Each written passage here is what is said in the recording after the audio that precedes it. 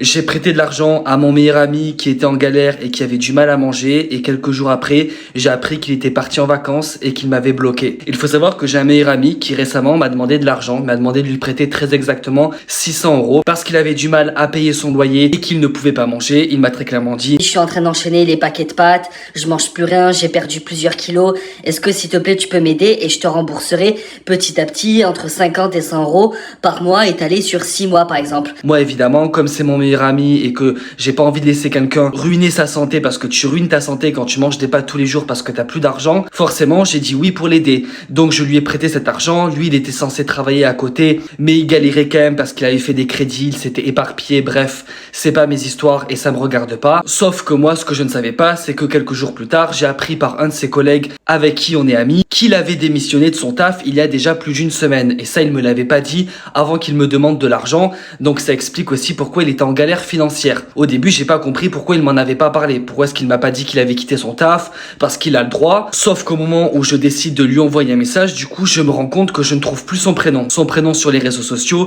Il m'a bloqué de partout. J'essaye d'appeler parce que j'ai son numéro. Et là, je tombe direct sur le répondeur, comme quoi le numéro n'est pas attribué. Finalement, j'ai appelé ses parents. Ses parents ont fini par me répondre et m'ont très clairement dit Oui, il est parti en vacances, sur un coup de tête. Eux ne savaient pas qu'il avait des galères financières. Au final, il n'avait aucune galère financière. J'ai appris qu'il était juste parti en vacances parce qu'il avait la flemme d'économiser. Et le pire, c'est qu'il est parti en vacances avec une fille avec qui je parlais il y a quelques mois. Une fille avec qui j'ai failli être en couple. Sauf que ça ne s'est pas fait parce que madame ne voulait pas du sérieux. Il est parti en vacances avec cette fille auquel je tenais avec mes 600 €. Merci à Alexis de m'avoir raconté son histoire. En tout cas, Alexis, force. Pour une fois, c'est pas ma story time. Si ça vous intéresse, je vous raconterai la suite de savoir s'il a remboursé ou non. Et si vous voulez raconter vos histoires, n'hésitez pas.